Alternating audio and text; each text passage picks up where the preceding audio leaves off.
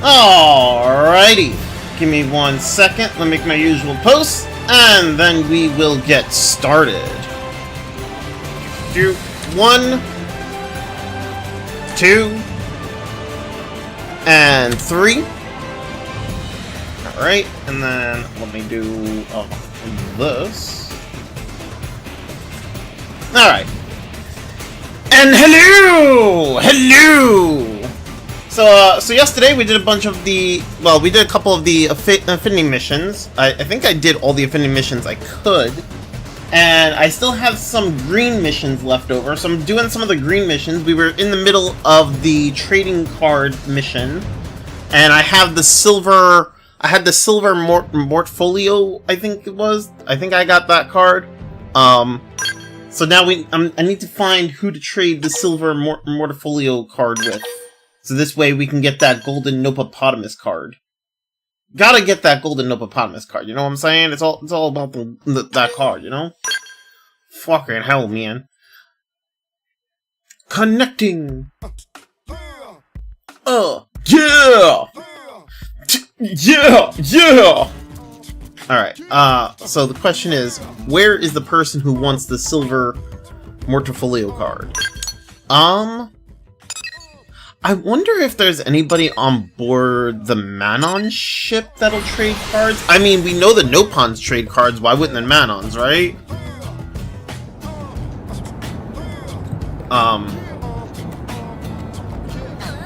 Do you want to trade cards with me? Nope. I'll take that piece of information there. Thank you. What about you? Do you want to trade cards with me? This world will soon end. Okay, never mind. He does not want to trade cards. I thought he did.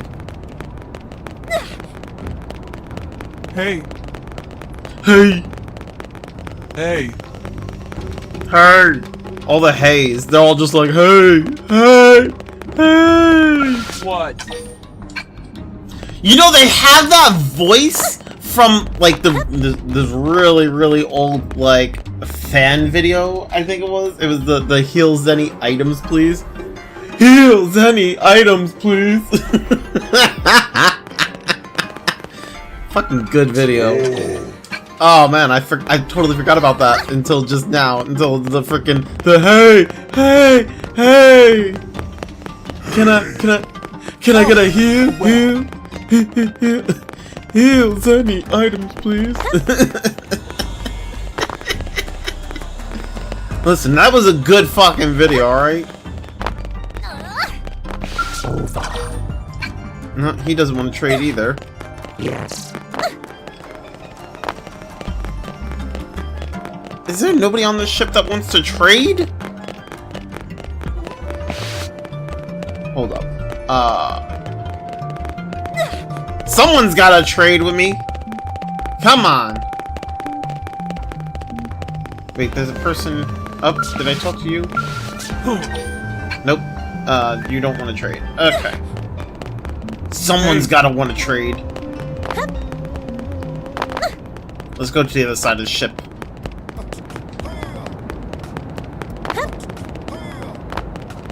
Oh! What about you? Do you want to trade? He says he doesn't have any spares to trade. Alright, fine. What? Nope. What about this person? You! Hello. Nope, never mind. Anyway. Anyway! Welcome, yes. Okay, definitely not you. Oh, okay. What about you? Hello, hello. Nope. You? No, look, I have a Silver Mortifole Card. Bruh, someone trade with me. The fuck? Tiny.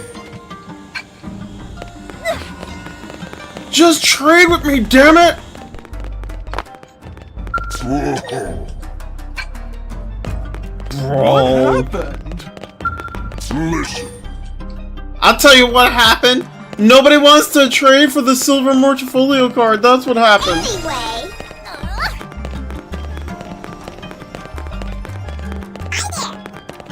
Tico. Hey, you look like somebody that would want to trade. No? Okay, never mind. Worth a shot. Oh, what about all these other people here?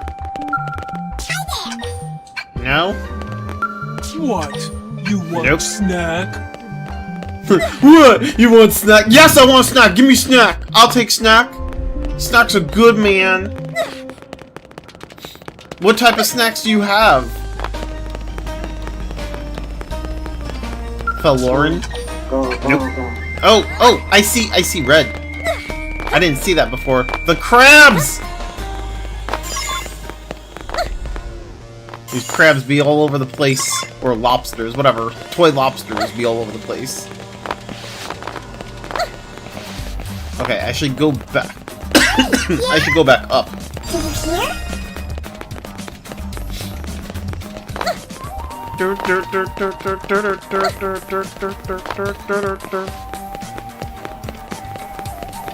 Oh, there's one over there too. How do I... Can I jump to that from here? I guess I can, to some extent. Okay, let's... I guess I'll probably jump from this direction, actually. Probably be easier. Wait, did I talk to all these guys? Hold up.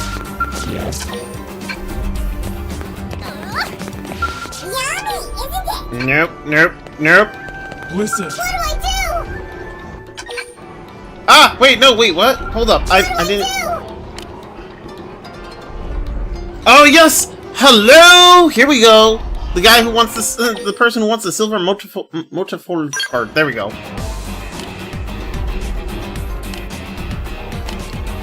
Okay, so now I got a Manon hunting kit. Oh, well, no, fucking... Now I gotta find out who it is I gotta trade this with. Wow.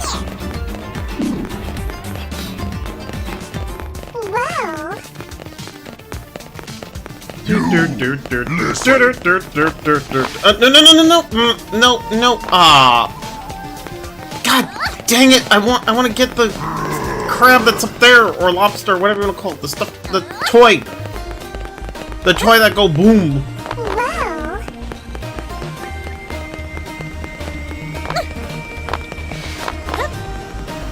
Oh my god, that's so trippy. Okay, hold up. Whoa.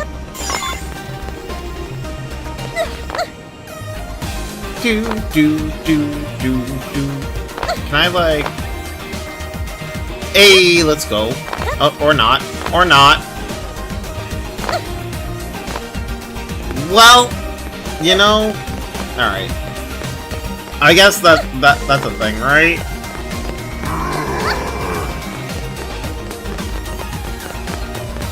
Alright, so who do I trade the Manon hunting kit with? Oh no! Okay. Who do I don't know who I'm supposed to trade with. I mean, I guess I'll go into the residential district, maybe find out who to trade with there. Listen. Does anybody want a Manon hunting kit? I'll trade it for a card.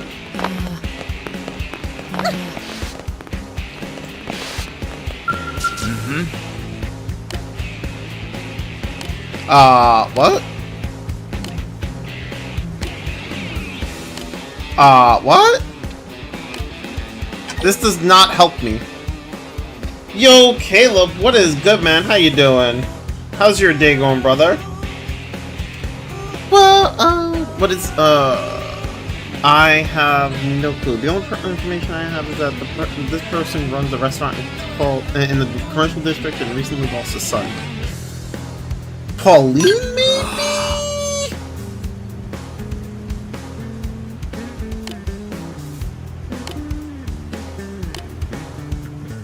Okay, I guess, you know, that might be...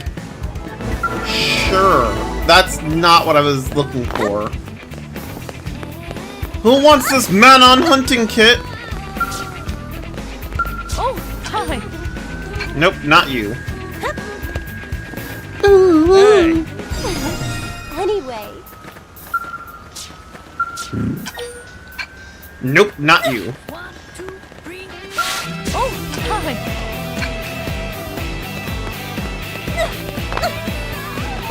Oh, there's another toy crab over there. I feel like I'm finding more toy crabs than I am, trades.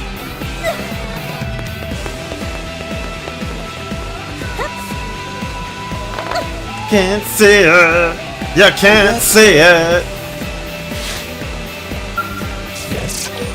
No, I don't need a hint. I'm good. Don't worry. I will find the person.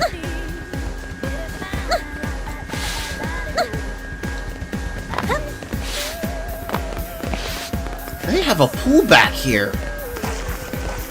That's cool. Whee! I'm swimming in their pool without their permission. Ha ha.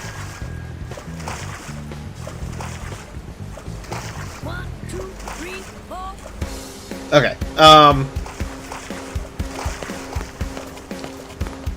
Hey, Wilbur! Wilbur, do you need this card? Damn it. It's clear that the Gold Nopopotamus Card never existed in the first place?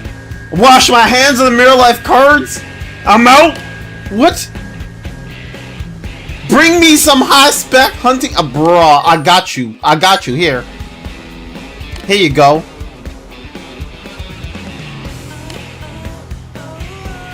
He's like, what? You seek the Gold Nopopotamus Card? Bruh. You're wasting your time. I mean... I will get the Gold Nopopotamus Card. Don't you worry about that.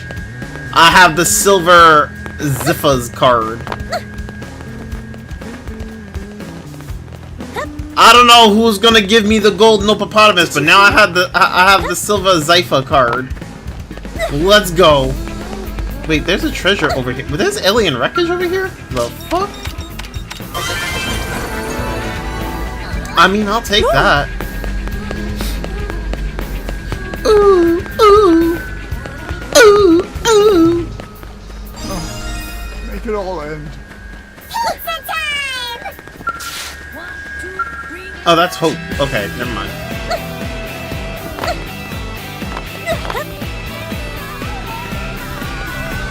Fog.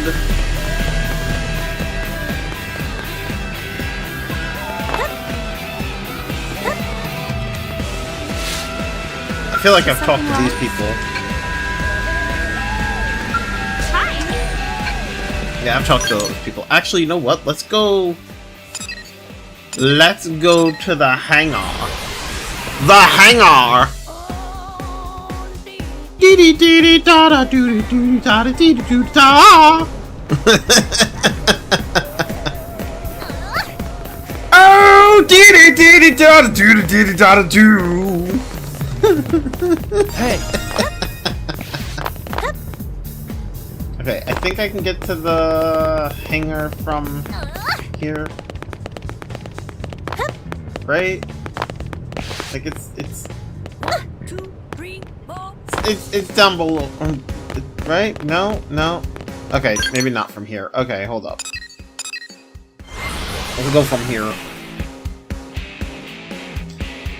Do do do. Do do do do.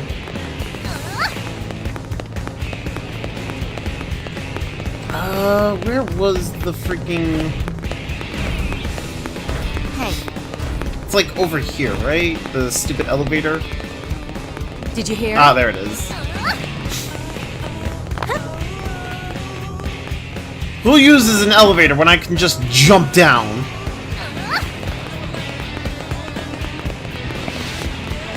Hey there. Okay, not this person. And there's more. How's Talk it to going? Wang. Wang does not want it.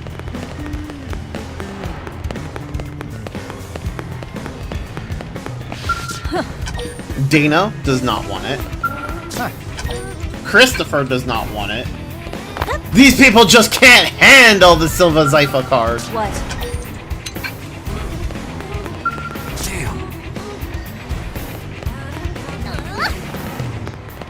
Although, if the Gold Nopopotamus card is so rare, why would you trade it for a silver? Well, Right?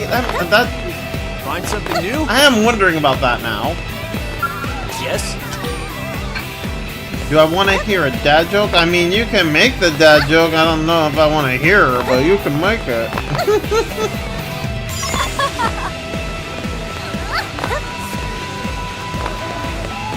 Can't sit. I won't sit. Time. Hey. Nelly. Hello. Nope.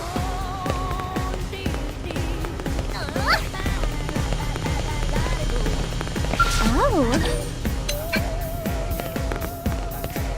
Yo. Nope. Not this person. Connor? Wait, that was... Hey. No, this one's Connor. Okay. Jeffrey? Hey. Nobody wants to trade for the Silver Zypha. Oh, wait, that's Doug. No, never mind, Doug. Sorry, didn't mean to bother you, bro. I found the character hangout. And I found a lobster. Oh my god, I have 10 lobsters. Have you ever found a lobster so lobster that it lobstered? It lobstered while lobstering, so you got a lobster on your lobster while that was lobstering the lobster.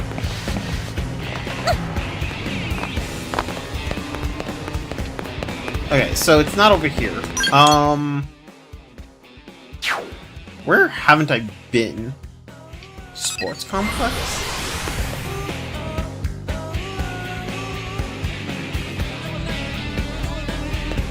Ah! I'll take that.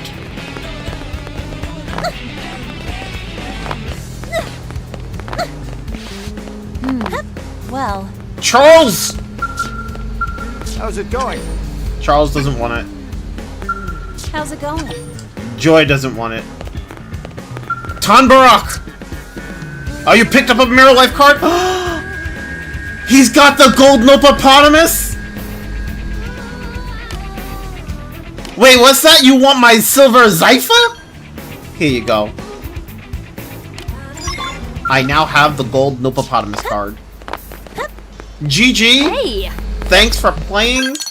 I now have the Gold Nopopotamus card. I have done it! Success! Where's the person? Oh, there they are.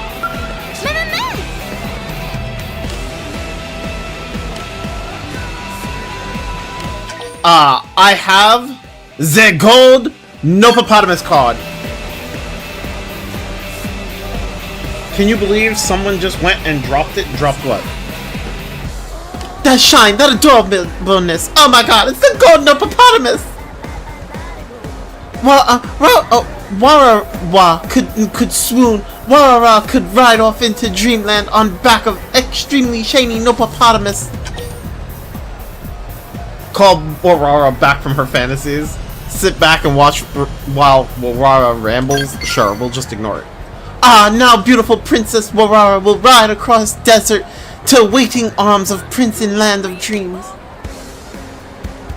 Journey will be hard, but trusty Golden Nopopotamus always there to raise spirits of Warara. The guy said he found that card in the park. I mean, sometimes it just be like that, I guess, you know? Phew, Warara just spent whole hour deep in Mirror Life World. Was Friend as surprised as Warara to learn that Nopopotamus was the prince, and that he was transformed by Evil Wizard? And no, actually, I didn't care. Also, why does Friend look so very tired? Warara will give Friend reward to cheer her up. Friend should be able to trade it for something amazing. Alright, we got diving bottoms and diving mask. Oh man. Well, we finished that quest. Go figure. This one is the 70k. This one I need to give him 10k. Mira.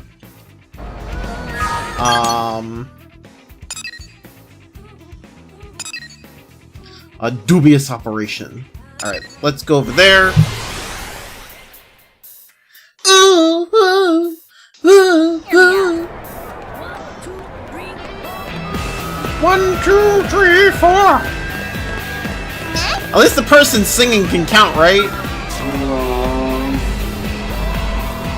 Well, obviously, if you devolutionize something like that, you're going to hurt yourself. And we still have a ton of collection work left. Oh, this is the fucking... And we still have a ton of collection work left. What am I going to do about this mess? Ask if the Xenoform needs any help. Demand to know what the suspicious Xenoform is doing here. I mean, we'll, you know. I am flattered you would ask. So many of you humans really are kind. We Xenoblade are beginning a new initiative concerning this city's vault hunt. Your kind discards it as unnecessary, but it is the source of life for us. This is why we have begun a collection service. All was going well until my friend decided to devolutionize something called a hamburger from that restaurant. I'm afraid he's out cold. His own fault, really. Even an idiot knows that everything but Vault Hunt is swimming with impurities. Now I'm responsible for collecting more Votant from the people here than I possibly can by myself. Such a bummer. I was just trying to figure out a plan when you arrived.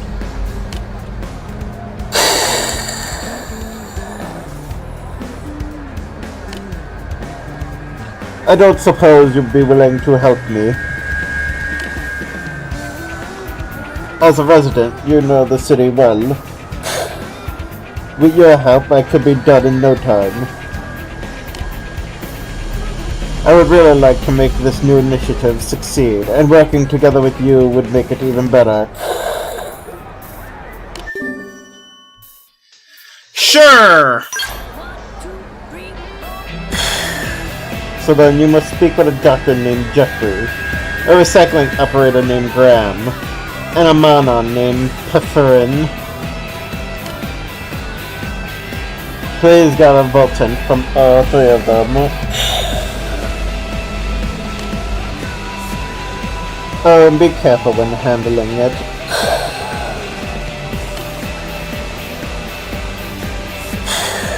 Votant is what is to you what the hamburger was to my dumb, unconscious friend. Sure. Not at all. It is we who must thank you. If you did not share your supply of Votant with us, we would not be able to go on living. Once you have all three loads, please hurry back here with them. Sure. Alright, there, and there.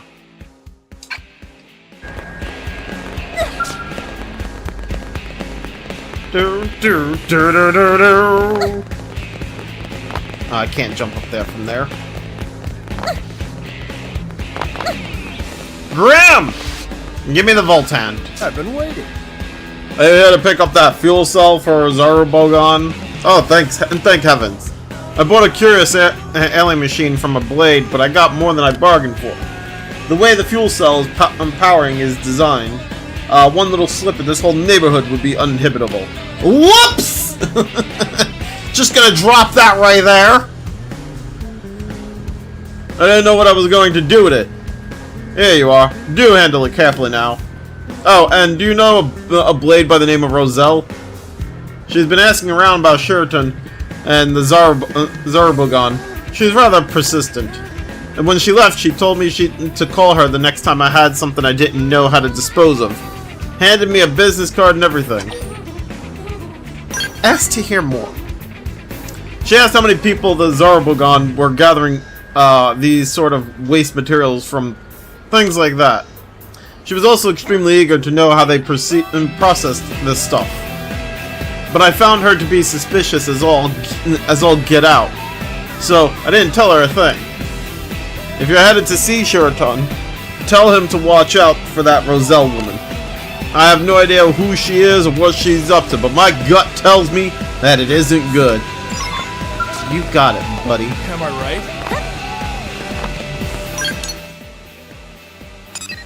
Okay, so we go from here.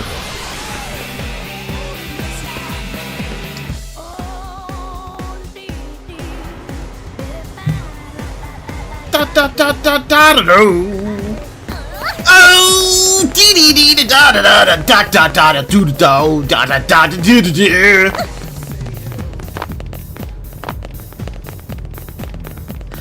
I swear, this game really needs a jukebox. I know that I've said it like a million times, but like, it really needs like a jukebox mode.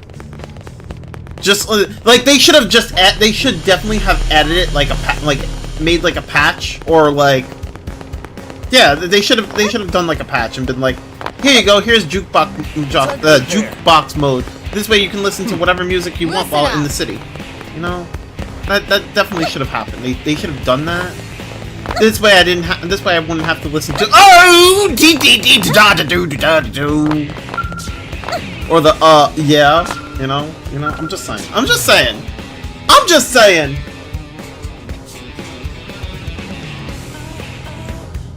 Blast! Sheraton's running late, and I really need to get this stuff dealt with soon. Well, there's a whole load of toxic research samples as well as cranberries! There's a whole load of toxic research samples as well as cranberries, Nathanal? Damn, man!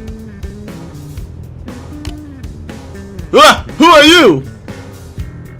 Huh? Sheraton sent you? Sent you to collect the Volt Hunt? Ah, perfect. The cold storage facility is nearly overflowing with used test samples and all kinds of other nasty things, like cranberries. I'm quite eager to get it all disposed of, so here, take this capsule. And you're sure the Zarbogon can purify all of this toxic material? Even the Monon can't do that, and they possess all manner of advanced technology. Sure. If so, that's some ability.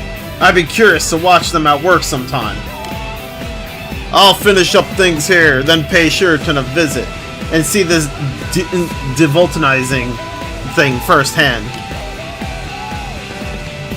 You say he's by Rose Moss?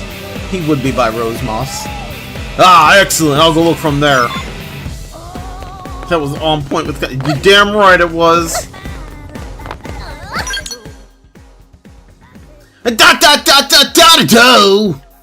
Where's the other one? Wait, what happened to the other... Oh, it's over here.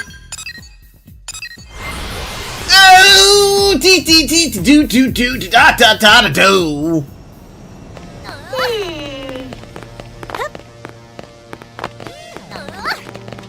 Anyway.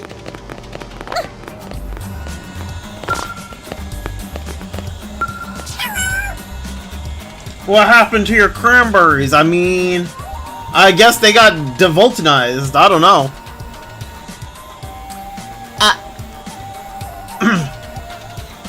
Hello. Are you the human delivering this shipment to Sheraton? I'm very glad to see you. Things are a bit interesting right now. See, I was developing a new weapon, but I accidentally wound up with an extra-lethal poison bomb.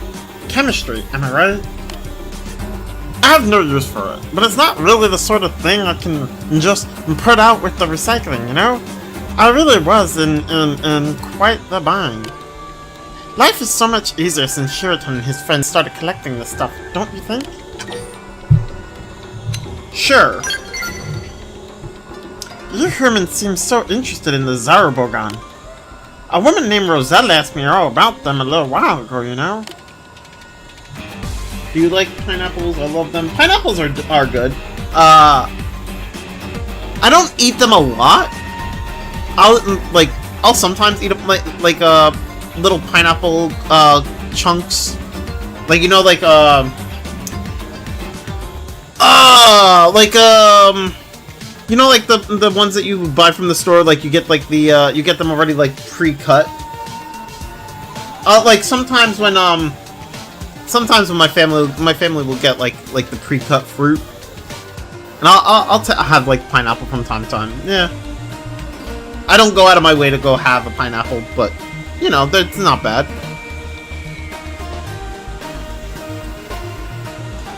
But I sent her on her way. I think maybe it's best if curious humans get answers directly from the source. In any case, please ask Sheraton to destroy this bomb for me, okay? Here you go. I'm so grateful. So, see you around, perhaps. Okay, so now we go back to Sheraton. Whoops. Oh no, what did I just do? Oh shit. Whew! Okay. I fixed it. You like pears? Pears are good too. I'm not big on pears, they're alright. Hear me out.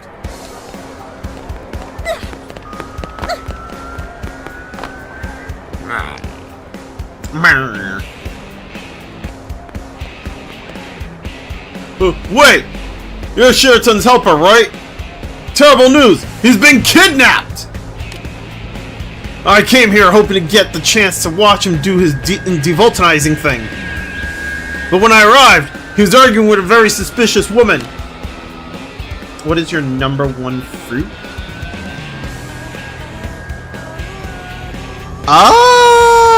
Good question. I don't know. I never really sat down and thought about like my favorite fruit. Hard to say. All of a sudden, she threw him into a trailer and drove out of the city. Find out what Jeffrey knows about the woman. Not much, although I've seen her in the administrative district a few times. I think she's a blade.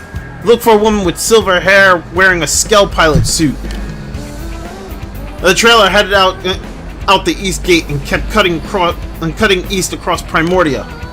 A crazy stunt like this could undermine the relationship we've managed to build with Zarubogan. Can you head out in front? Yeah, we got this. We got this.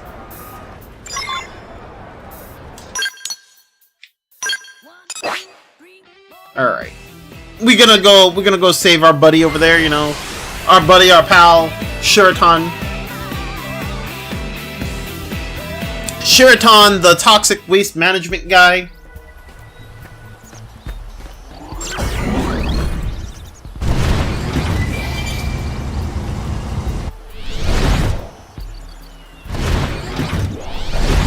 Oh, there's a bunch of treasures over here that I haven't gotten. Oh, there's an alien container over here. Let's grab that. How do I... Oh, it's inside. There we go. I'll take that. Thank you very much.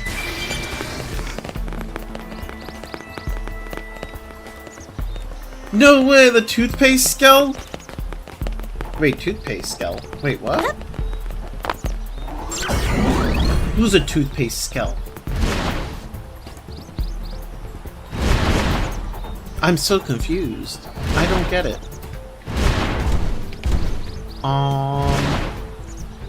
Okay, where's the other treasure chest? Is it in here?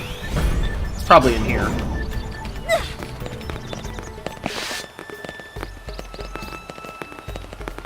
So wait, a green skull is green is toothpaste color? I'm so confused. How is my skull a toothpaste skull? It's green.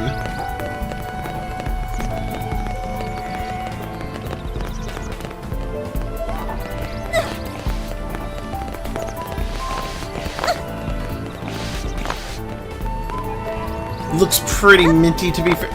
Toothpaste is like white though!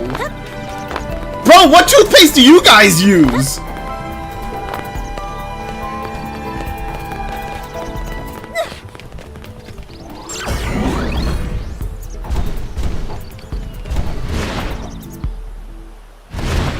Bro, y'all crazy.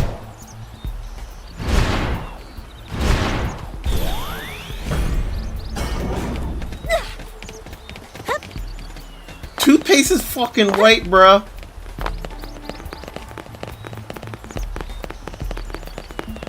Y'all be using that colored fucking toothpaste?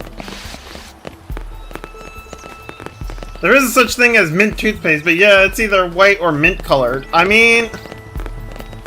Bruh. Y'all be using them food colored toothpastes.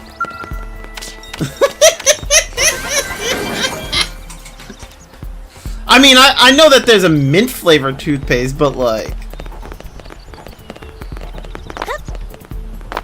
Bruh.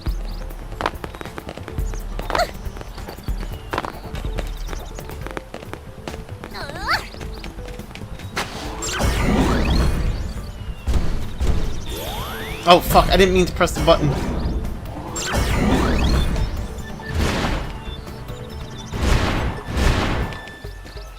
Okay, where is the other? It's over this way, right? There. Oh, there it is! I see it! Enemy reinforcements! Watch it! I am cutting you. Use melee attacks. Don't fall. For a more fair comparison, let's say your skill is mouthwash color. You know what? That's fair. I can understand that.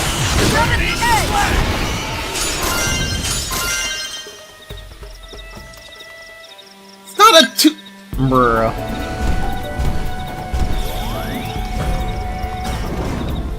You calling a glowing, a neon orange sword a toothpaste sword, bruh.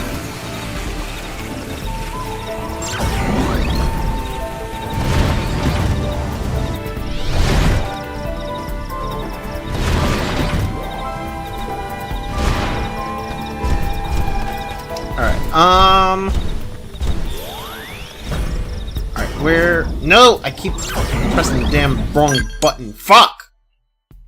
Okay, we need to go that way.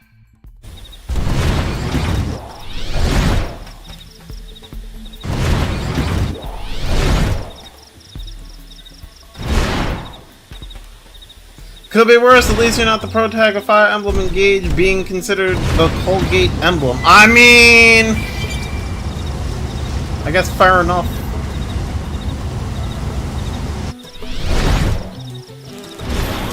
Alien wreckage? No way!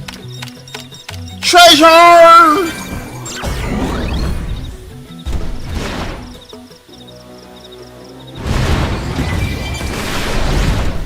Roselle, you gonna die today?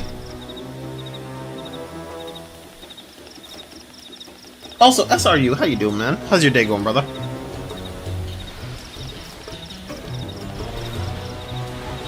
Ha! That is amazing! It's really just like they said. Poisonous, pollutants, toxic wastes, all gone, just poof. The business applications are simply massive. You can forget about me working another day as a blade, I'll tell you that much. Good, almost done with finals? Nice, dude! My guy rocking out with the toothpaste skeleton burrow.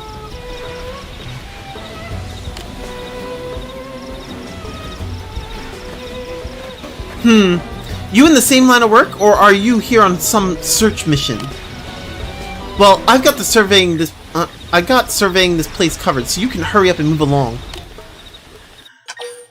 Bitch! Ask Roselle why she kidnapped Sheraton. Sorry, but this one's too juicy. I'm not sharing. And if you came here hoping to steal the golden goose out from under me, I've got bad news for you. You're not going to leave this place alive. I've got too much writing on this. Well, I mean, if she wants to fight... Looks like I was right to bring the old girl with me. Let's go, Gold Courage. Gold Courage? It's not even gold. How you gonna name it Gold Courage? And it's not even gold. It's blue. Lady, are you colorblind? Oh, what the? I'm targeting the wrong thing. There we go. Rock on! Use melee attacks. Don't fall behind. Maria Splash! Frozen! Smash! No holds barred. Take this!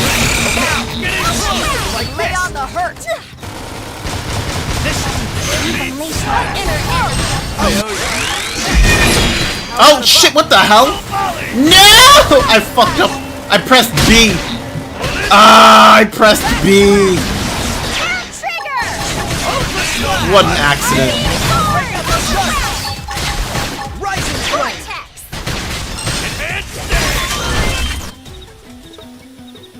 Well, she dead now.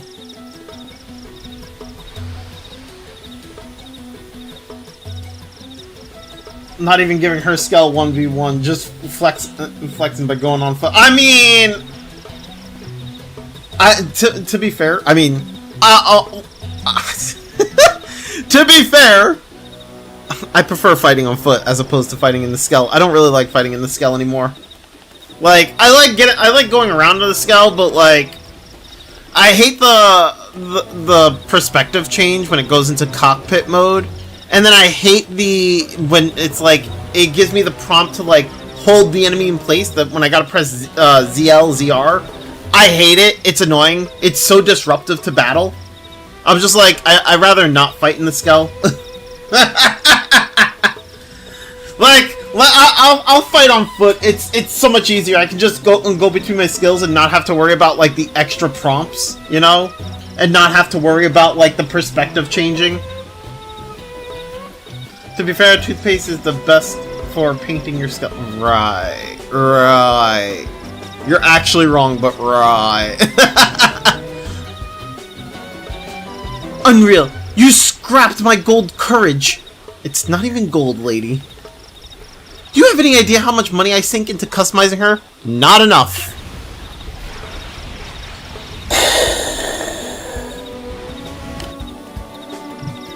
Phew. Devoltanization complete.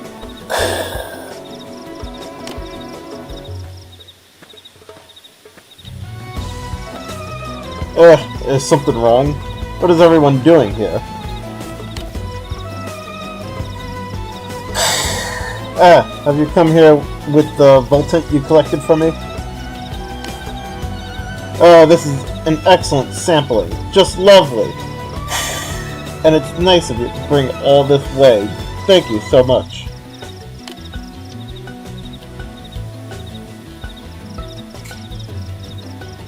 Yeah, that's usually how it ends, considering by endgame, on foot, gameplay gets more broken than Skell combat. Ah.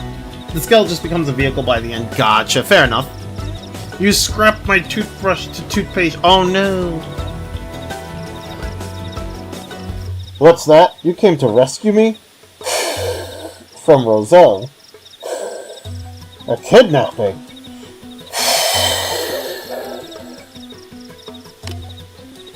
No, there's no kidnapping here. Perish the thought. Sure, we had a bit of a misunderstanding at the start, but no, everything is fine. She treated me to a huge supply of excellent Voltant. It was really most generous of her. No, Roselle is a dear friend. Man, what a space cadet! Though, you heard the guy. No kidnapping here. Think we could pretend this never happened? I'm sorry for attacking you out of nowhere like that. That was totally my bad. Look, I'll even let you in on a piece of the jackpot if you forget it, okay? He's being used! She's using him and he doesn't even realize it! Oh my god! To be honest, Skells are awesome to use. I mean, I like roaming around in the Skell. I like using it as like a vehicle. But I hate combat with Skells. I don't like it. I don't like the perspective change. I don't like the constant thing where it's like press ZL and ZR and instead of attacking you hold the enemy in place while everything else attacks it, and you know, I don't care. I'd rather just do combat on foot.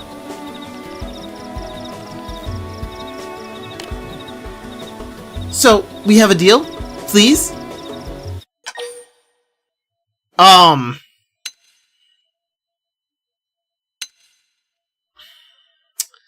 See, it's hard, because on one hand, like, I should technically report her, right? Because technically she did kidnap him, and he's just really unaware. On the other hand, he seems to be okay with it, and he's saying that she didn't. So, at this point, even if I did charge her for kidnapping, it would get thrown out because he doesn't consider it to be kidnapping. Like, if you were to take this to, like, a court, in a sense, like, if you were to... I think if you were to take this to, like, a court, right? He's sitting there saying that he's not being kidnapped and that she's a dear friend. I'm sitting here telling them that she kidnapped him. If he's telling the opposite, what are they gonna do? Right? The case would get thrown out, right? Fucking hell. So, I mean... do it, save his life. I mean, I'd like to save his life, but also I don't think, he doesn't consider himself to be in any trouble, so... There's really... I think, honestly... we're just gonna go with the jackpot. I'm glad you asked. So, New LA produces more hazardous stuff than it can deal with. And it's what the Zarubogan call Volten. Though it's basically just random toxic garbage. Anyway, people pay good money for someone to come take care of it for them. Really good money. So, we charge them a fortune, collect up the stuff, get Zarubogan to deal with it for free, and boom, profit. It's perfect, right? Guaranteed to make a fortune. I grabbed this guy so I can get him to process a big pile of the stuff. But that was super wrong of me. I get that now. I promise not to be so forceful next time. From here on, this is an above-board business, and he's an official employee. So what do you say? Let me off the hook this once? I'll make it worth your while. There's good money in turning a blind eye every now and again, you know. She's using him. Nope, a kidnapping is a kidnapping. I mean, again, you say that, but the difference here is that this is a grown-ass adult, and he considers her to be a friend. You take two grown-ass adults to like a court and say that one of them is being kidnapped, and that the one that's supposedly being kidnapped tells them that no, that's actually my friend. The court's gonna look at it and throw it out the window. They're gonna be like, yeah, forget this. This is not a kidnapping, and they throw it out the window. Is she using him? Yes. Does he believe she's using him? No. That's the problem. There's nothing I can do here. So.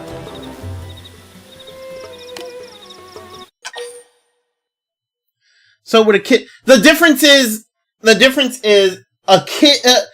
If it was a kid, right? The kid doesn't have the mature mindset to be like, oh, I'm actually in trouble, right? Because the kid's just like, oh, she gave me candy. An adult is different, because if an adult is sitting there being like, no, I wasn't kidnapped or anything, bro. Like, legit, I came here of my own free will. I'm fine. There's nothing wrong. That's the difference. You know? Only way out is to prove this guy has... Yeah, exactly. If the guy had, like, the intelligence of, like, a 4-year-old, then I'd be... then it... You know, you'd have to prove that and be like, oh, okay, yeah, sure, that makes sense. Right? Then it'd be like, okay, so he doesn't like... But right now, as far as we know, it's a grown-ass adult, and he's sitting there saying that she's his best friend, and, you know, he's not being forced to do anything. And, you know... He doesn't see it as a kidnapping, so I can't really sit there and say it's a kidnapping. If he's, you know, he's an adult. He can make his own choices. I think we're gonna agree with this. Glad to see you're a reasonable kind of gal. Well, here you go, all yours. Once we're rolling in dough, I'll rent out the fanciest spot in New LA for the two of us so we can drink the night away. Shiraton, I'm sorry for being rough with you. What do you say to doing proper business together from now on? Everything above board. I don't know what board you mean, or what business is, for that matter. But if you're willing to help us in our new initiative, that would be most welcome. See, look, she's even treating him kindly here. It's a deal then. As of now, you and I are officially business partners. How about we talk through what comes next on the walk back to the city? Hey, I think we're heading back ahead of you. But if you ever find yourselves with some dicey stuff you don't know how to get rid of, you know who to call. Like, she's even treating him, she's even treating him like a business partner here. So, yeah. Like, there's nothing to really report. She better pay at least above minimum wage. I mean, you know.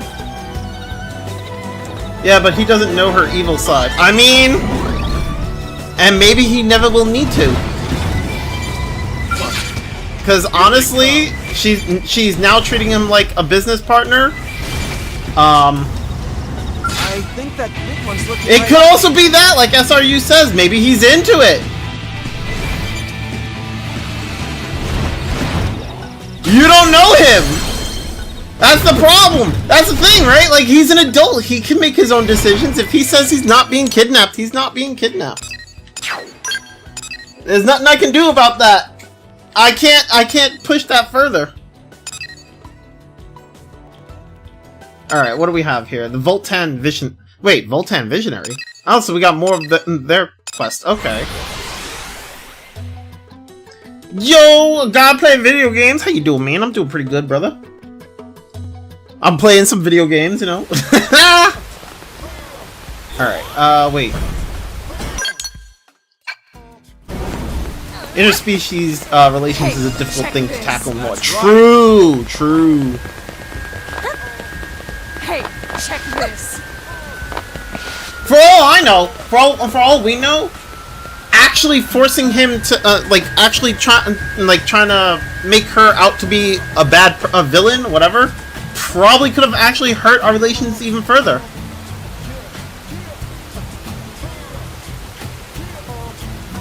I know this is a game, but think about if it was... I did think about if it was real life. I don't think you guys are thinking about it as if it was real life. I don't think you're taking... I think some of y'all are thinking that, like, you know, because the game says that he was kidnapped, then yeah, he must have been kidnapped. But, like, this is an adult we're talking about. An adult who's sitting there saying that, no, she's his best friend. An adult who's sitting there telling you that there's nothing wrong, that there's nothing bad going on. An adult who is sitting there telling you that there's no reason for you to intervene. He's telling you there's no problem, and you're sitting there trying to force your ideology that he's been kidnapped. I'm just saying. He seems fine. I think there's a misunderstanding. Finally, I'm playing through Xenoblade 2 properly and at the World Tree now. I see what you mean by the combat being kind of annoying. I believe in Torna it was easier to get the orbs, and yeah, not being able to adjust blade arts or anything is annoying since they feel like they are just in the background. Yeah, exactly! Exactly, you get me. It's weird. I mean, it's weird. The reason why you think it's weird, right? Or the reason why it can seem pretty weird is because the situation here is very different from actual real life, right? Like the situation here is that we're dealing with a different species, right? We're dealing with like alien life and how they interact way differently with everybody than how we do, right? The thing is, these species, they feed. It seems like they feed off of this Voltan, like toxic waste. Like this is like their thing, their bread and butter. All he cares about is the Voltan. She literally gave him a mass supply of the thing that he's looking for. He's been asking around for all the Voltan, and she literally was like, "Bro, here's like a fucking huge pile of it. Let me show you." And he was like, "Yes." He got what he wanted, and now she's just gonna make money off of other people with it, right? He doesn't care because he's getting what he wants and she's getting what she wants. It's literally a business deal. There was no kidnapping. We're thinking it's kidnapping because we think that he's doing something against his will, but he's not doing something against his will. He's willingly doing it.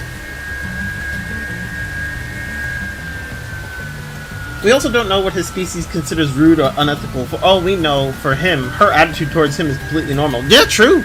True. Anyway, that alien race would be a godsend here on Earth. That's exactly her point, too. That's exactly her point, too. Overall, I like Xenoblade 2, though.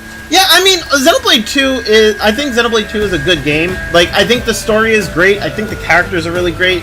Personally, like you said before, with the combat, like, I had a lot of issues with the combat. The menus were... I found the menuing to be really annoying because it's like, the problem with, hold up. The problem with, like, the problem I had with the menuing was that, like, so, like, Rex has an affinity chart. Rex has an equipment menu. Rex has a blade menu, right? So, like, Rex can equip up to 3 blades, and then he can also equip up to, like, 2 or 3 accessories, and then he has an affinity chart, right? And then, on top of that, you have to go into each blade that he uses, and each blade has their own affinity chart, and then they have a weapon that they use, and I think they also have accessories, right? So, for one character, you literally have 4 affinity charts, 4 accessory menus, and 3 weapon menus. There's a lot of, like, menuing, and in order to, like, make your character, and, like, you have to go through so much just to make your character, like, strong enough to, like, be able to handle content. And I felt like the menus were overly complex, and, like, there was just too much going on. And I was just like, there's just so much that I have to sit here and fumble through, and just sit here and just, like, there's just too much. I just was not enjoying it. I wasn't enjoying the combat, and I wasn't enjoying the menus.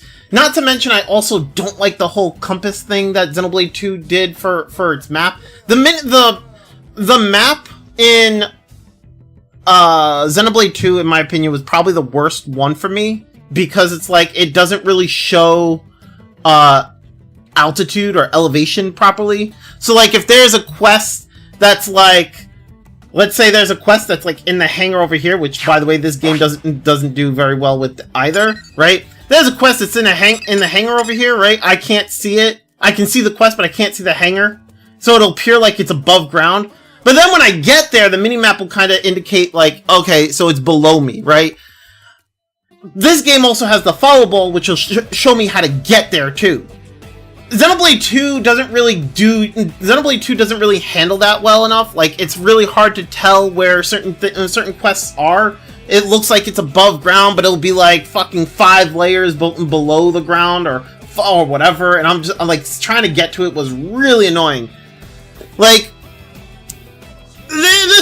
these were like my issues, like Xenoblade 2. It's just a matter of, like, the menuing and the minimap and the compass. Like, I was just like, ugh. And the fact that Xenoblade 2 was my first Xenoblade game. Yeah, I have to fumble through the menus sometimes. Also, I think I'm a bit underleveled. I felt that way too a lot. My favorite number 1 Xeno game now is Xenoblade Chronicles X Definitive Edition. Okay, that's cool. My favorite, I think, is still Torna. I like Xenoblade 2 Torna a lot. The combat and the gameplay of Torna was really fun. I would then probably put Xenoblade 3 after that. Also a random thing, but I did not like that you had to, like, get to a Titan first to see where the quest marker was, or area map on a map. Right? Like, it's so obnoxious. Also, in my 40 hours, I have never gotten a full orb burst thing. It took me forever before I got a full orb burst thing. Like, it took me forever. I don't remember how long it was before I finally got one. I don't even remember. I'm not even sure if I actually did get one. I think I did, though.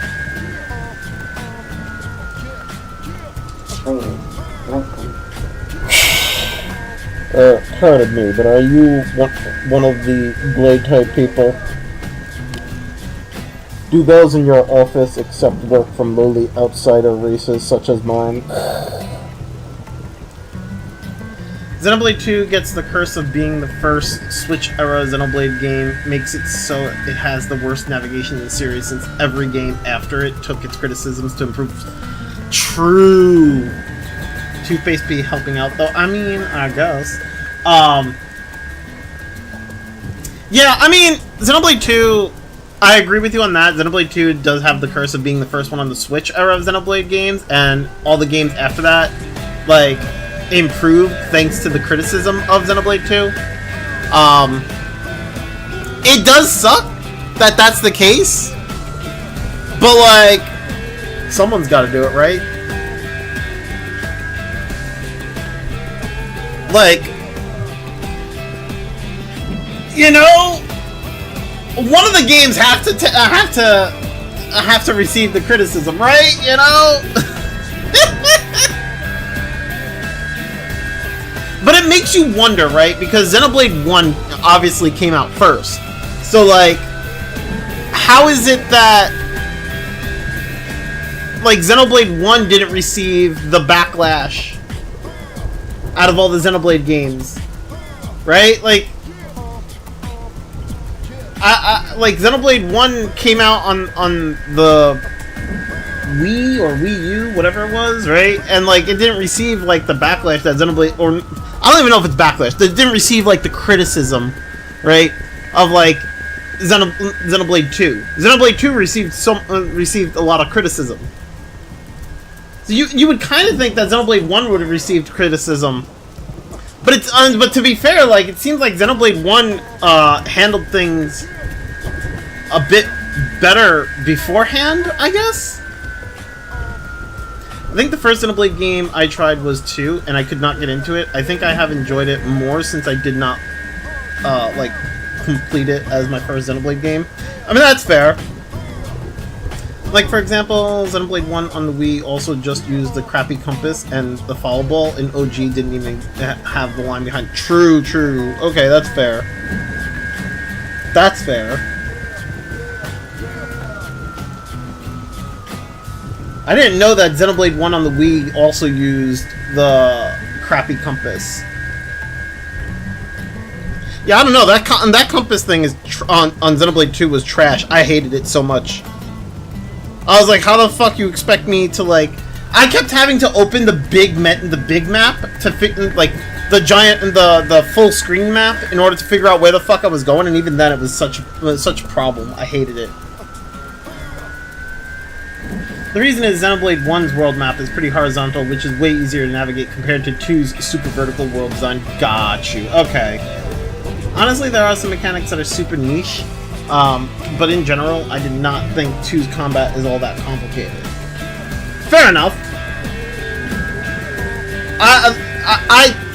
Xenoblade 2, there was just so much in Xenoblade 2 that, like, just... There was so much that I experienced in Xenoblade 2 that I just couldn't... I can't sit here and say that it's my favorite. Like, that game is basically the lowest on my Xenoblades. Like, I think if I had to rate the Xenoblade games, Torna, Xenoblade 3, and Future Redeemed, Xenoblade 1, Xenoblade X, and then Xenoblade 2. I think that's kind of how I would rate it. Xenoblade 2 would be the last one on my list.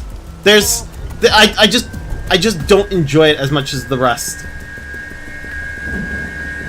Like I said, it's got a good story, it's got good characters, it's got good art. It's just bogged down by gameplay mechanics.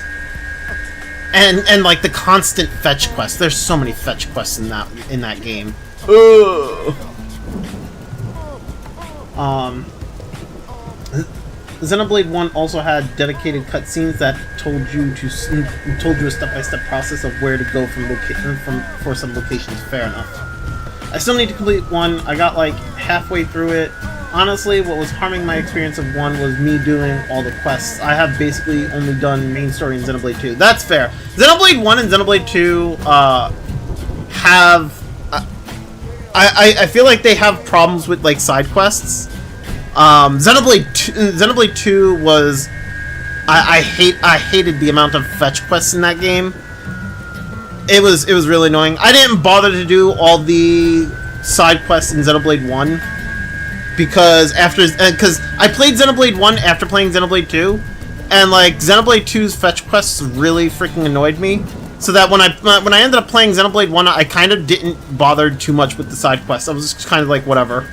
I will say that Xenoblade 1 does kind of force you to do a bit of grinding, like once you get towards the end. Because otherwise you're not going to be able to like fight the end bosses.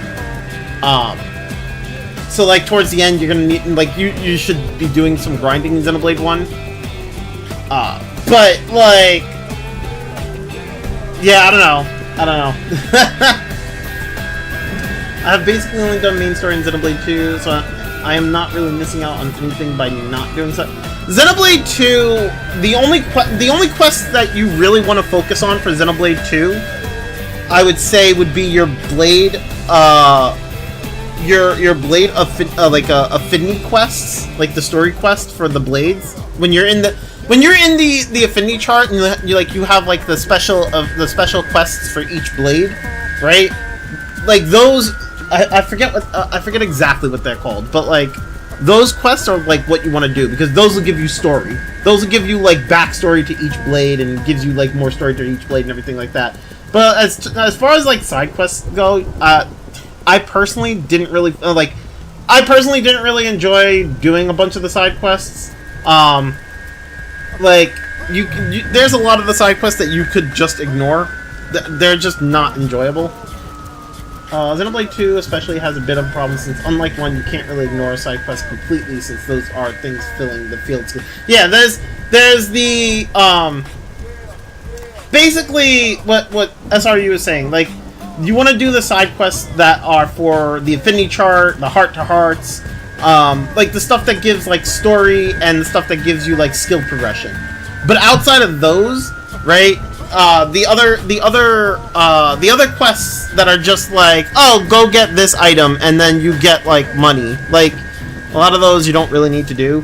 But like when basically you want to do like the affinity chart and like heart to heart for like story stuff and for like skill progression for the blades that you're using, because you need the skill progression so that you can get the field skills, so that this way you can actually progress in the main story and actually get to areas that you wouldn't be able to because you need a field skill. Like that's a huge problem with Xenoblade 2 as well, as the field skills. Because you gotta equip certain blades in order to use the field skills in order to progress the story. So.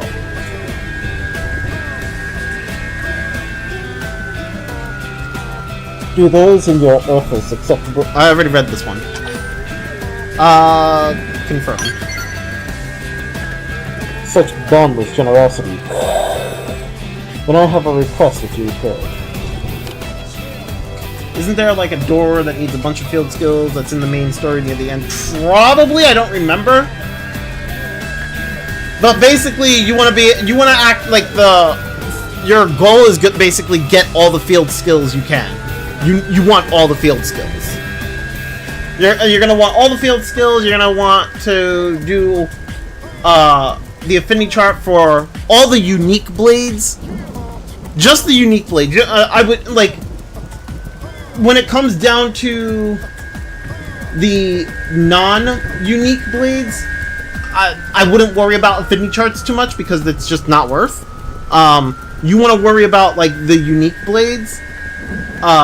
Do their affinity charts, do their heart-to-hearts, get their field skills. The fact that X got rid of its field skills in Definitive Edition makes me think 2 will eventually get the same fate when it is its turn for a DE/remake. Got you. I mean, maybe. I didn't even know there was field skills in X. One of my people named Arsenican departed for Nautilum a short while ago. While it is true that the area is a source of high-grade volcan, Mira is a very different world than our home planet of Belden. I fear he will be killed by the creatures of those woods. Therefore, I am in need of someone to bring him back to the city as soon and safely as possible. Sure. An excellent question. That evinces calm, rational professionalism.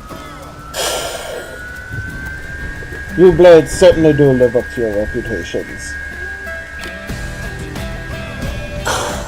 We Zarbagon exist solely to devoltanize those areas of the world which have gone volatile. Yeah, you know that archaeology thing you just randomly got by doing a quest that allowed you to open some loot? In the OG, it wasn't a one-time thing. You unlocked, but a skill you had to upgrade to. Oh, that sucks. Whenever we hear of a place where Voltant is spreading, we cannot help but go there. If, for example, you were presented with a plate of food after days of fasting, might you not instinctively rush towards it? That state is the exception for your kind. For us, however, it is ever constant. Keeping those urges in check among our people was my responsibility as director of planning. But Arsenic left to obey the voice of Goboga, which is etched within his flesh. He is faithful to his calling, and a cherished member of my tribe. Will you help me keep him safe? Sure. That was the actual reason for the factions, since being in different factions fills up the specific skills faster than others. Now in DE, the factions are literally just window dressing. Got you. Okay, that makes sense. I mean, I want to say that sucks, but I mean, it's better than it used to be. So, I guess that's a good thing, right?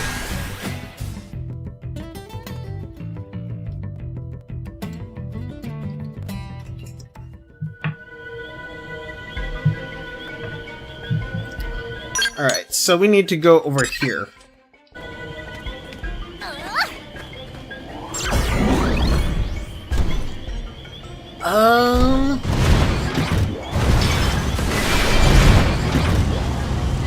Now, personally, I do like this follow ball, but I think Xenoblade 3 kind of handled it better when it came to navigating or tracking quests.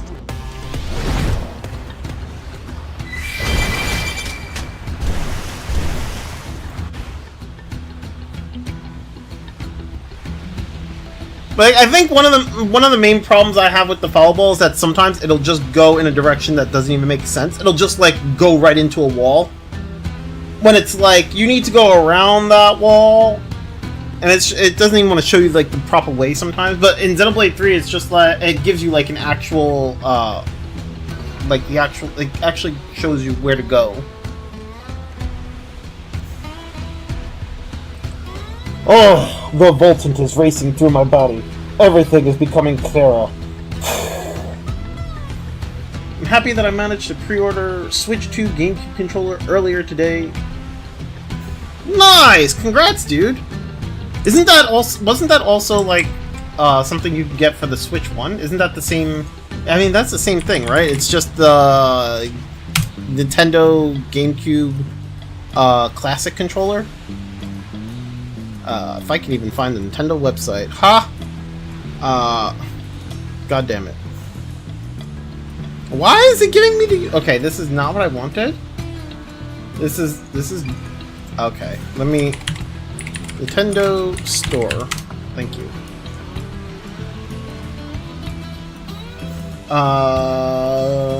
Hardware. Is it actually for... Oh, it's just Nintendo GameCube controller. It's not specifically for the Switch 2. But yeah, nice, dude. I have the... I mean, I have for the Switch. I have the USB thing that where it's like you can actually plug in like 4 GameCube controllers, like 4 of the original GameCube controllers. I have that, but I only use it for I only use the GameCube controller for Smash Bros. There's no other game that I really would use that for. But then again, they are adding the GameCube games to the Switch 2. What you call it? They are adding the GameCube games for the Switch 2, so that's gonna be cool. Looking forward to that. Yeah, that makes sense considering before the ball didn't have the line, so the line sometimes has odd patching, while in 3 the navigation's line were more built into the game. Yeah. True, exactly.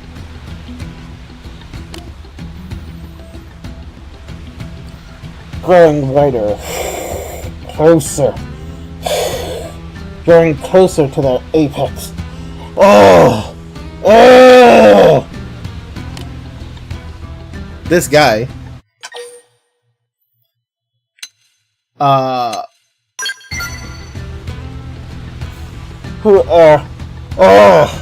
Please.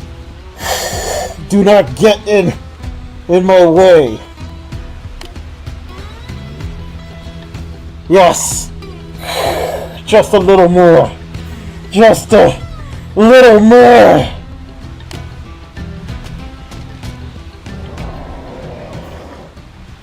Well,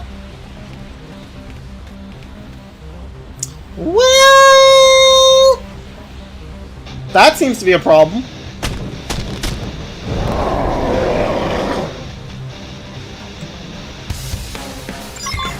I think that big one's looking right at me. Can I go in here without, like, swimming? Oh, no, but this, I take damage. Okay, damn it! Use melee attack. Don't fall behind.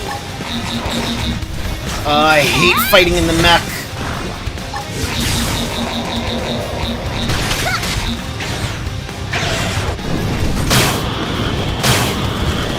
Can I, like, Somebody actually, heal me no, already. let's get over here. Now, we can Right? lay on the hurt. If I can, like, Exiting and then scout. get out of the mech, Seventh right? edge. Yeah! Here we go. I'll put him down. Let's fight. You have made my inner Anna. You ready?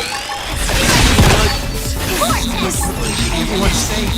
Nailed it. Sorry. Now melee. Okay. Like this. Arcane Horn. Vortex. There we go. Oh, I died because I went into the water. Or I hit something that was like really high level. And before I hit something that was like really high level, then it just like smacked me.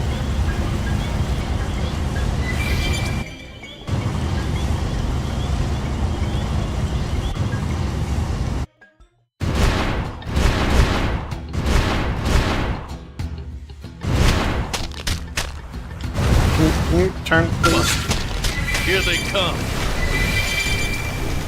Alright, get over here. Thank you. Hawkeye. Reinforce melee attack. Don't fall behind. Arcane Horn. Vortex. Close in. Next. Kind of weird how this thing is like level 29. It actually it's taking quite a bit of hits. Actually, why am I taking so much damage? What the hell? I am gonna destroy you. Overwhelm.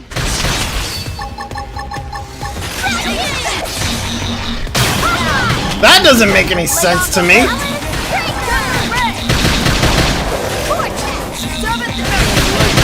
Now we can scream. Arcane Horn. Everyone's safe. Roger. So hard to believe. You ready? Here I come. So much for keeping everyone safe. What the hell? Defensive stance. What did I just die from? Yo, what is... Furious. Bro, Got him. Move in and attack.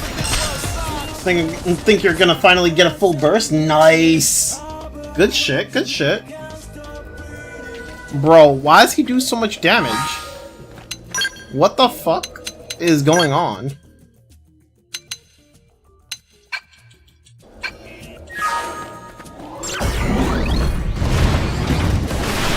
There's gotta be like something high level over there that's like wrecking house with me.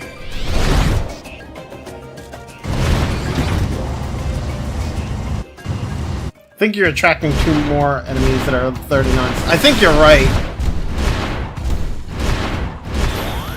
I think it's just the high levels that are in the area as well.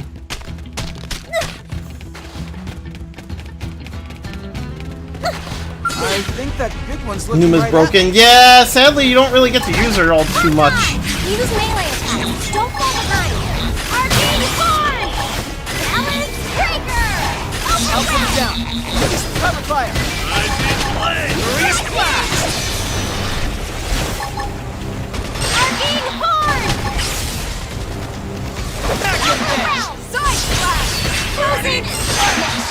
No holds barred! Arcane Horn! Ally! Somebody heal me already! Balance Breaker! Arcane Horn! Back up, back up, back up. Oh my god, I can't see. No, I didn't mean to. Fuck. Oh well. Everyone's safe. I did not mean to do that, but okay, I did that anyway. Won't go down without fighting alone. Shoot that freak dead alone. Oh shit. Okay, well I killed the thing for the quest, so. Have to stay in this. Yeah, Numa is so good, only needing 4 orbs for her full burst instead of 6. Aren't her base ones technically better since she's stuck at lowest trust rank or something? I honestly don't know. To be fair, I did not use Rex a whole lot. I stuck with Nia a lot. I spent most of my gameplay playing as Nia. So I didn't really play Pyra and Mithra too much. I used them when it was necessary, but like not a whole lot.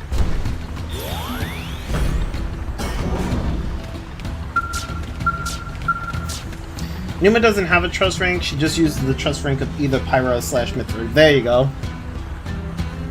That's fair. I have mostly played as Rex, Tora, and Zeke. Yeah.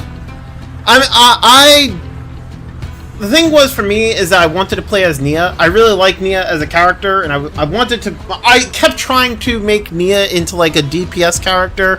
Didn't really work out, but like I tried. That's something I feel Xenoblade 2 kind of drops the ball on. A lot of the characters are basically like stuck to being played in one way, right? You can kind of use like certain like you can kind of make Nia into like a DPS with like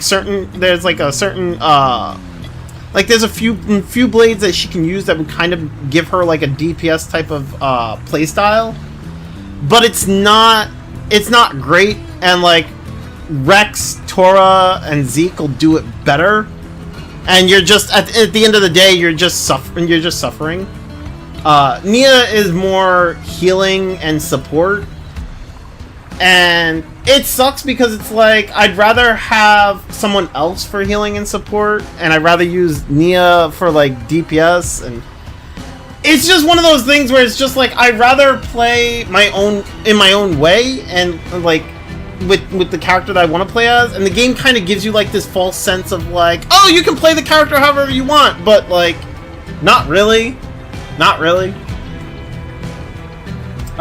Rex with Mithra max chart is really good. He just becomes an absolute art spammer. True. I have tried to use Nia as a blade, but man, I just needed the healing from Driver Nia. Oh, I used Nia as like a character, not as a blade. Doesn't help that you can't get rid of Dromark till New Game Plus. Also true. Since I built Driver Nia completely around support. That's fair. It's just one of those things where it's like the game kind of gives you like a sense of like, hey, you can play the character however you want, because you can give them whatever blade you want to give them. But like also not really, because each character has like their own specific arts for each blade that you give them. So Nia gets more like the supportive arts, and she gets and her stats are more geared towards support than like DPS, and it's just it sucks. And then it's like if you do gear her towards DPS, you do lose like your healer support character, you know? So it's like, well, I lose my healer slash support character if I use her as DPS. So it's like, it sucks. I hate how that was again adds to the gameplay thing that the gameplay mechanics that I kind of really hated about Xenoblade 2. You know, I wish that wasn't a thing. The healing feels wacky since I usually go from like almost dead to completely healed. That's fair.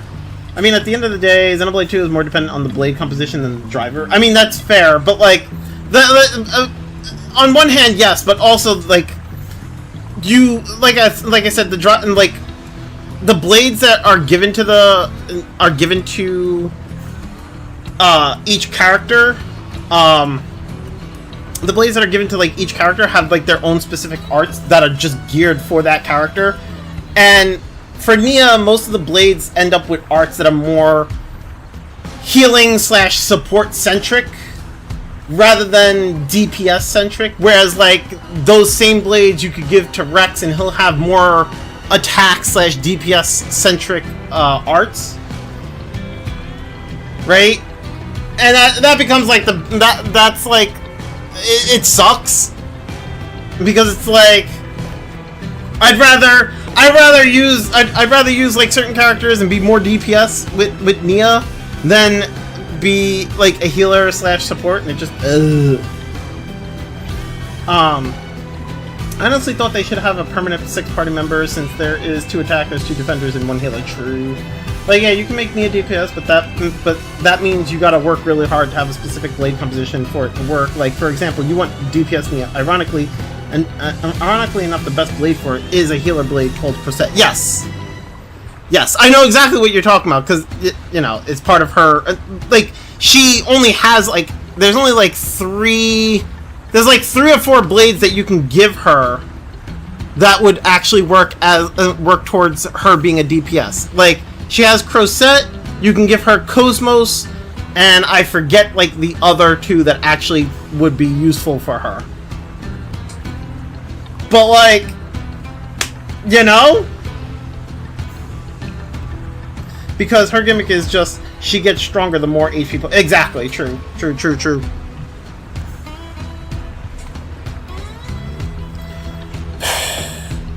Sure. That was devoltinization.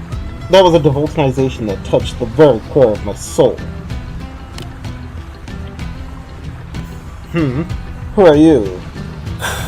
And what are you doing in such a place?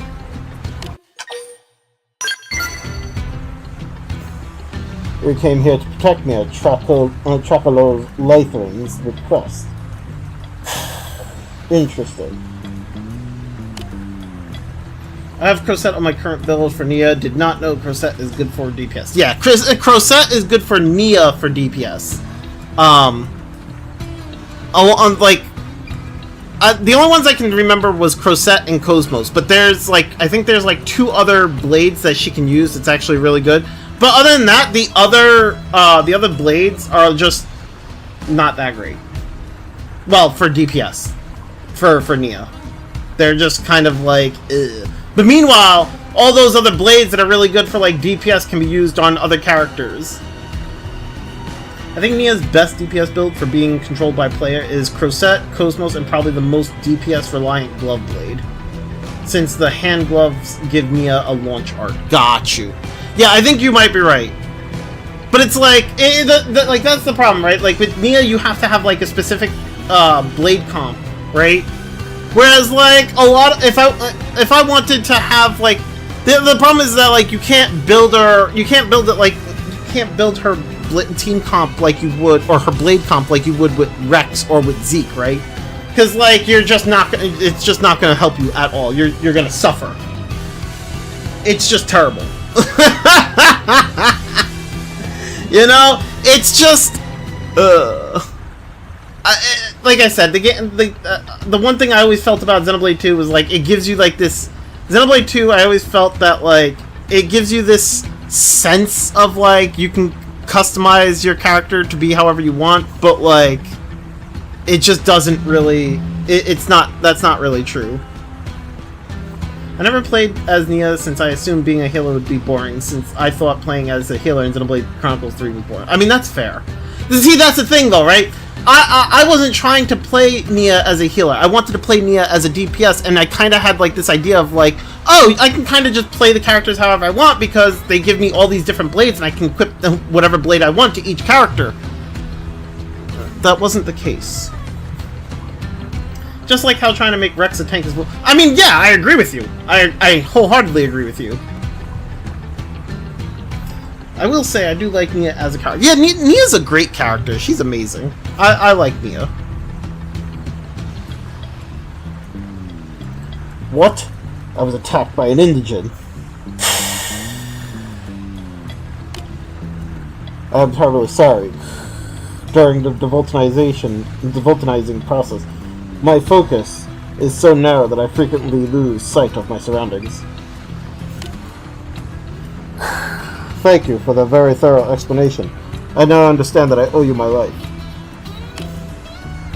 Thank you. I will return to New LA at once. Okay, whatever. We rescued his life. Let's go back to New LA.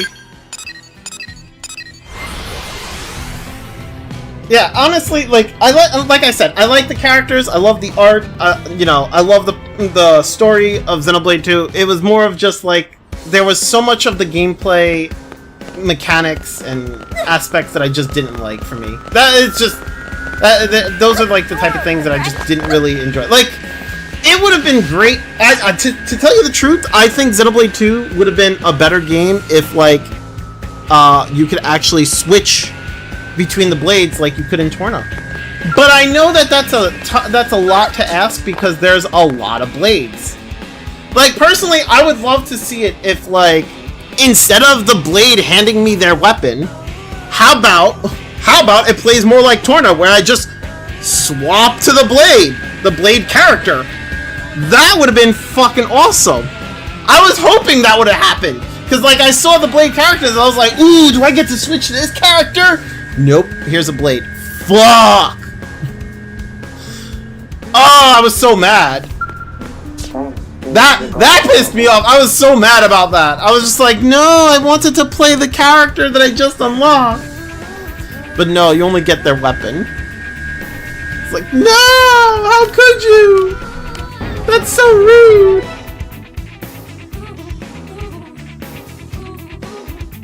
Even if it was for a few blades, being able to switch would have been sick, right? That's what I really like about Torna. Torna was like, you can switch between characters, like, on the go, and I was like, yes, let's fucking go! For that to happen, we need a full-on remake. I agree. But the problem is, I don't think that's ever gonna happen. Like, there's too many, there is way too many, like, characters in Xenoblade 2. Well, way too many blades in Xenoblade 2. They're not gonna do that. They'll end up keeping the system intact if they ever do like a definitive edition or whatever. They're never gonna do like a full-blown like remake, you know? They're never gonna change that. Which, I mean, I understand why. That's a lot to redo. Making attack animations for like what, 100-something characters? It's a bit ridiculous. You know? I don't expect that to ever actually happen.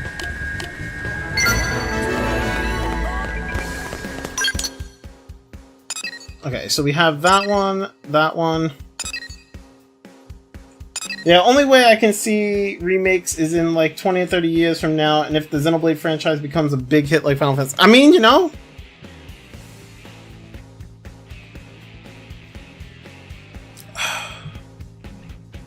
Then maybe the original trilogy will get remakes. Maybe. I don't see I don't see Xenoblade 2 ever getting a remake in the sense of like they're gonna they'll change. I don't think we'll ever see a remake in the sense of like they'll change the combat to where it's like Torna, because like I said, I think it's just too many characters. Unless they decide to do it for like a select few of the characters. I don't know. I don't think we'll ever see it.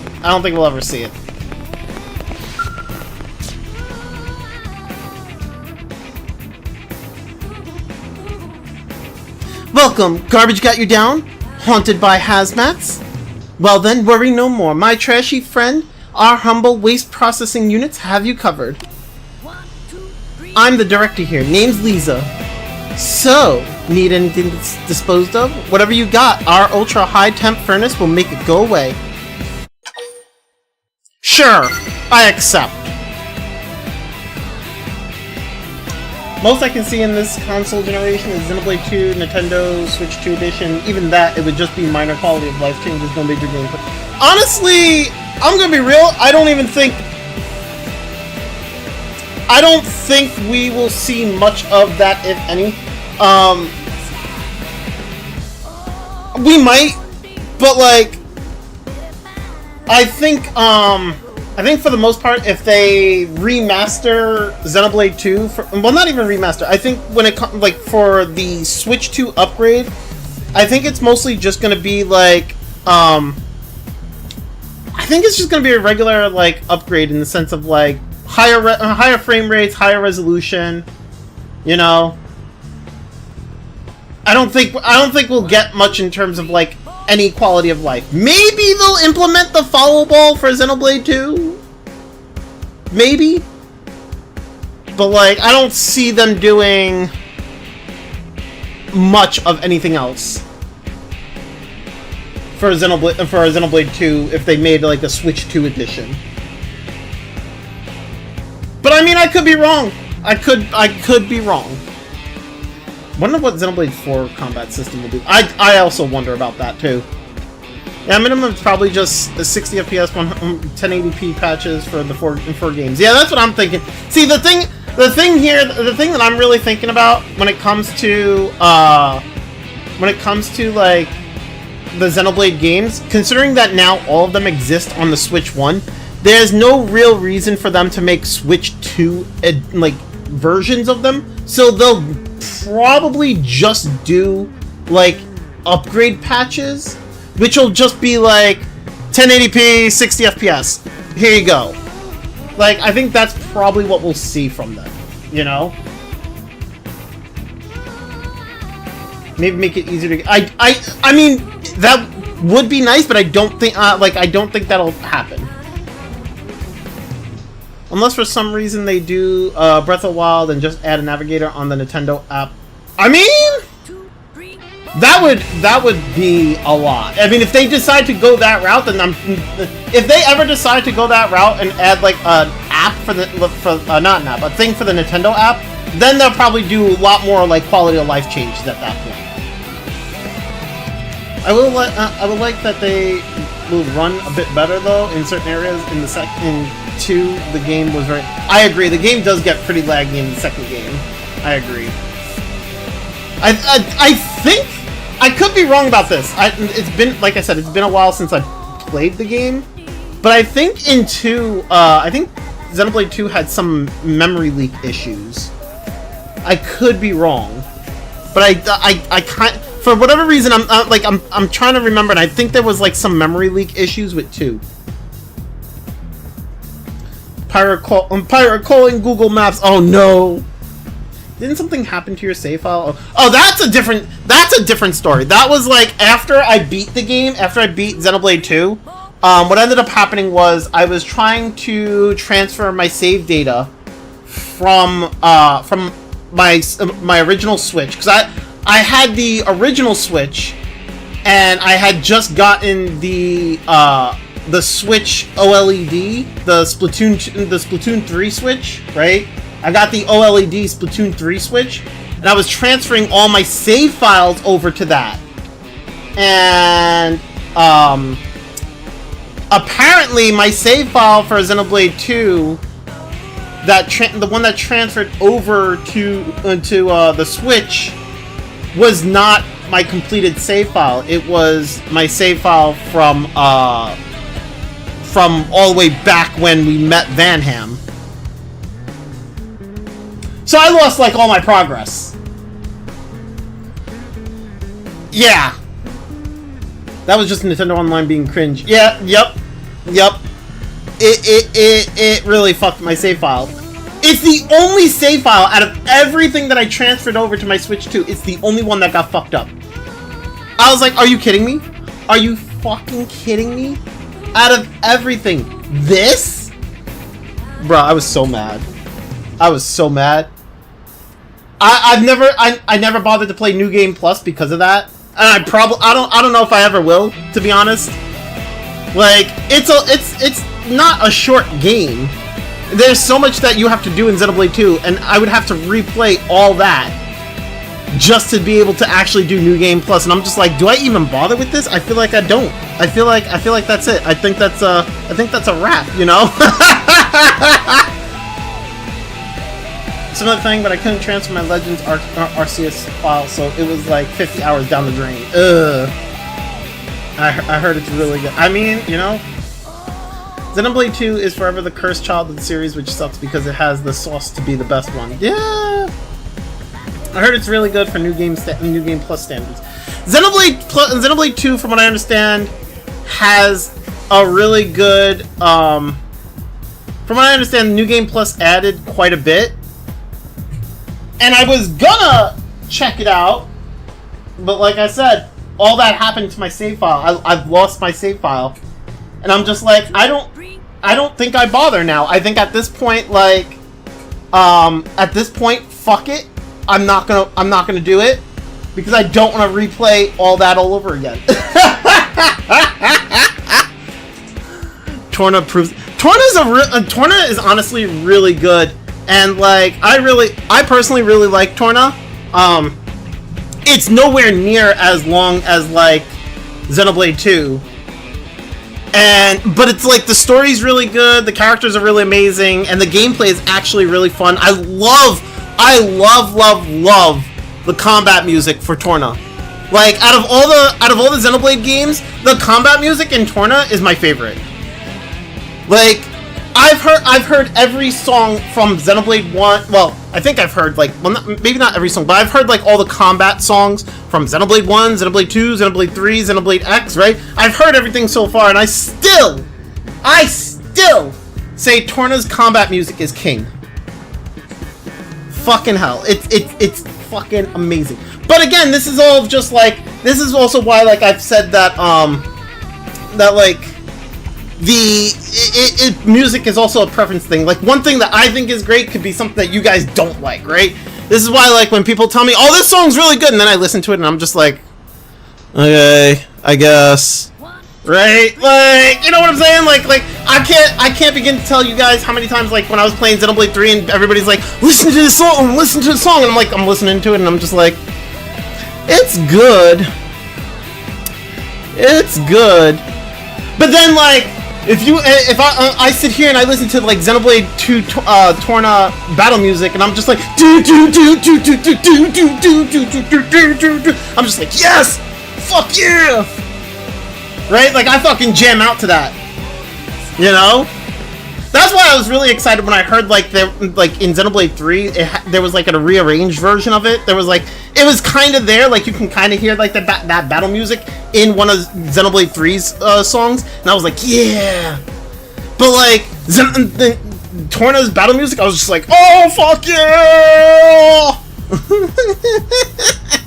But then everybody's like, yo, this song is so peak, and I'm just like they'll tell me about like Xenoblade 3 or Xenoblade 1 song or a song in Xenoblade X, and they're like, this song is so peak, Max, you won't believe it, you'll fucking love this song, and I'm just sitting there like, will I really?